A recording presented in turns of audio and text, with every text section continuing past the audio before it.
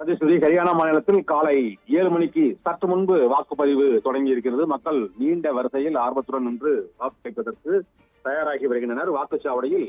அந்தந்த வாக்குச்சாவடிகளில் அந்தந்த வேட்பாளர்களுக்கான அடையாளங்கள் மற்றும் முதல் வாக்காளர்களை வாக்குப்பதிவு செய்வதற்காக அங்கு அமைக்கப்பட்டுள்ள 20,629 வாக்குச்சாவடிகளில் வாக்குச்சாவடி அலுவலர்கள் அந்த ஏற்பாடுகளை மேற்கொண்டு வருகிறார்கள். இப்போது நீண்ட வரிசையில் வாக்குப்பதிவு தொடங்கி இருக்கிறது. ஹரியானாவில் உள்ள அனைத்து மாவட்டங்களிலும் ஒரே கட்டமாக 6 மணி முதல்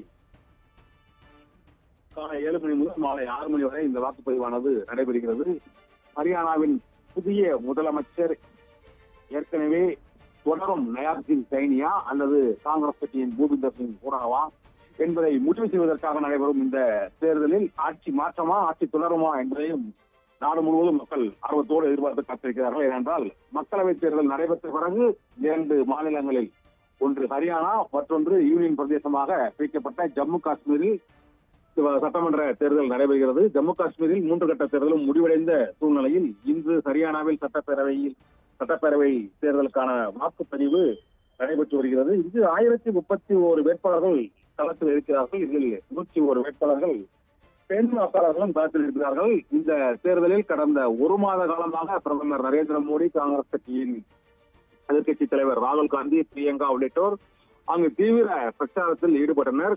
ஹரியானா மாநிலத்தை பொறுத்தவரை அந்த மாநிலத்தின் மல்யுத்த வீராங்கனையும் ஒலிம்பிக்கில் பதக்கத்தை தவறவிட்ட விஷ்ணு கோகத் மற்றும் பங்கஜ் புனியா உள்ளிட்டோரும் காங்கிரசில் இணைந்து அங்கு போட்டியிடுவதால் ஹரியானா மாநில தேர்தல் களம் மிகுந்த எதிர்பார்ப்பும் பரபரப்பும் திருப்பங்களும் நிறைந்ததாக இருக்கிறது.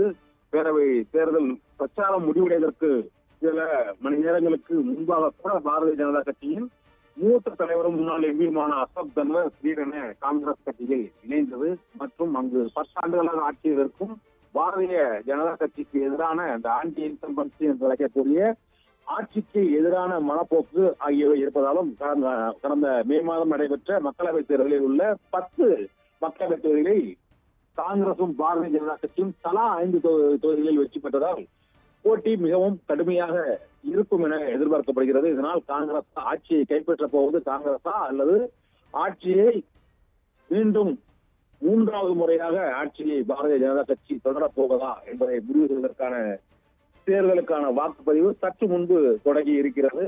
இந்த மக்களின் எண்ணத்தை பிரதிபலிக்கும் இந்த தேர்தல் வாக்கு எண்ணிக்கையானது 8ஆம் தேதி நடைபெறுகிறது, செவ்வாய்க்கிழமை.